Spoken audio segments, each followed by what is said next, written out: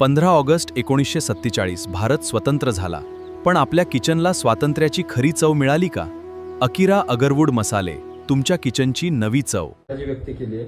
आमचं मन दुखवलं आहे. पवार गद्दारांना प्रतिष्ठा देत आहेत असं त्यांचं म्हणणं आहे या विषयावर.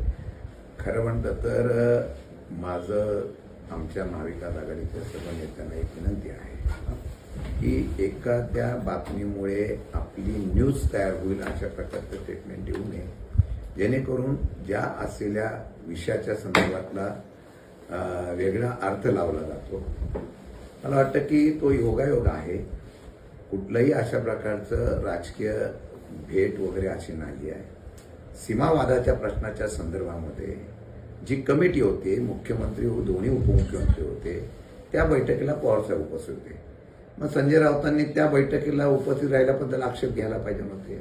पण तिथून ते निघाल्यानंतर जिथे त्यांच्या चालण्याच्या ह्याच्यामुळे आम्ही जवळच जी गाडी होती वाहन त्यांचं होतं तिथल्या जवळच कुठली कॅबिन भेटली ते एकनाथ शिंदेची होती. तिथे एकनाथ शिंदे त्यावेळेला नव्हते. मग एकनाथ शिंदे नव्हते त्यावेळेला सर्व आमदार खासदारांना ते बोलले मी भेटतोय म्हणून. मग तिथं ते भेटले. आता भेटल्या याचा अर्थ त्यांना ज्यावेळेला एकनाथ शिंदेंना कळलं कॅबिनेट चालू असताना की पवारसाहेब येऊन त्यांच्या दालनात होते, प्रोटोकॉल म्हणून ते आले आणि एका दालनामध्ये माझ्या आल्यानंतर त्यांनी त्या ठिकाणी त्यांचा सन्मान केला, सत्कार केला आणि लगेच निघून गेले. आता त्यांच्याकडे जाऊन बसलो आणि मुद्दाम मग त्यांच्याच कॅबिनमध्ये बसलो तर मी नाराजी समजू शकतो. पण पवार साहेबांचे आणि संजय राऊतांचे इतक्या वर्षापासूनचे संबंध आहेत, ते साहेबांना ओळखतात. त्यामुळे मला वाटतं या बाबतीमध्ये कुठल्याही प्रकारची चर्चा न झालेली बरी. आता तुमच्या एका स्टेटमेंटमुळे लगेच दिवसभर ती बातमी सुरू झाली. आता जर अशा प्रकारची चर्चा कर मग आम्ही काय बोलायला पाहिजे?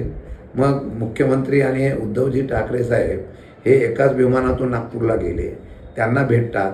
आम्ही कधी हरकत घेतली नाही, कारण एवढं राजकारणामध्ये या असलेल्या भेटीगाठी होत असतात. त्या भेटीगाठी राजकीय झाल्या तर तो मुद्दा होऊ शकतो. त्या भेटीगाठी जर अशा प्रकारे झाल्या तर लगेच त्याच्यावर कुठल्या प्रकारचा आक्षेप घेणं योग्य नाही. मला वाटतं की हा गैरसमज दूर करण्याचा निश्चितपणाने आम्ही प्रयत्न करू आणि येणाऱ्या काळामध्ये विशेषतः तिन्ही पक्षाच्या समन्वय करण्याचा प्रयत्न 100% आम्ही करू. ते गद्दारांच्या छताखाली बैठका कशासाठी? शरद पवारांना बैठकासाठी अख्खं विधान भवन काय ओस पडलं होतं का? असं एक विधान त्यांनी केलं. असं आहे की दुसऱ्या माळ्यावरून आम्हाला आमच्या पक्षाचं कार्यालय 4थ्या माळ्यावर आहे. ते कार्यालय कसं आहे ते संजय राऊतांनी स्वतः बघावं आणि पवार साहेबांना लिफ्टमधून आल्यानंतर बाजूला उठा. तर ती कॅबिन विधानमंडळाची आहे. तिथं एकनाथ शिंदेचं कॅबिन म्हणून तिथं आहे. ती विधिमंडळातलं कॅबिन होतं. एकनाथ शिंदेचं काय ना गद्दारांच्या इथं असे गद्दार बरेच आहेत ना. म्हणजे एकच काय महाविकास आघाडी फुटली त्याला कारणे अनेक पक्षाची आहेत. मग त्यांच्याबरोबर आपण जेव्हा बैठक करतो तेव्हा आम्ही असं म्हणायचं का? पण मला वाटतं याला आता आपणच बातम्या होऊ नये याच्या बाबतीमधली काळजी सगळ्यांनी घेणं गरजेचं आहे. कुठेतरी एनडीए सोबत जाण्याबाबतच्या पक्षाच्या ज्या चर्चा चालल्या त्यामुळेच कुठेतरी राऊत अस्वस्थ आहेत आणि त्यामुळे अजिबात नाही. काल संजय राऊतांनी ज्येष्ठ नेते आहेत महाविकास आघाडीचे, ते समन्वयक आहेत, त्यांनी स्पष्ट शब्दात काल सांगितलं की पवार साहेबांची भूमिका त्यांनी स्पष्ट केलेली आहे. काल भूमिका सांगितल्यानंतर ते होती ना, त्यांना निश्चितपणाने एकनाथ शिंदे भेटायला आले त्याच्याबद्दल ते त्यांची मी त्रागा समजू शकतो. परंतु मला वाटतं की अशा प्रकारचं एनडीए सोबत जाण्याच्या बाबतीमध्ये मी कालही स्पष्ट केले कुठेही चर्चा अशी नाही आहे.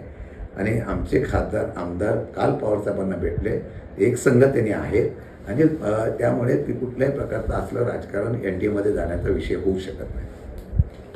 15 ऑगस्ट 1947 भारत स्वतंत्र झाला, पण आपल्या किचनला स्वातंत्र्याची खरी चव मिळाली का? अकिरा अगरवूड मसाले, तुमच्या किचनची नवी चव.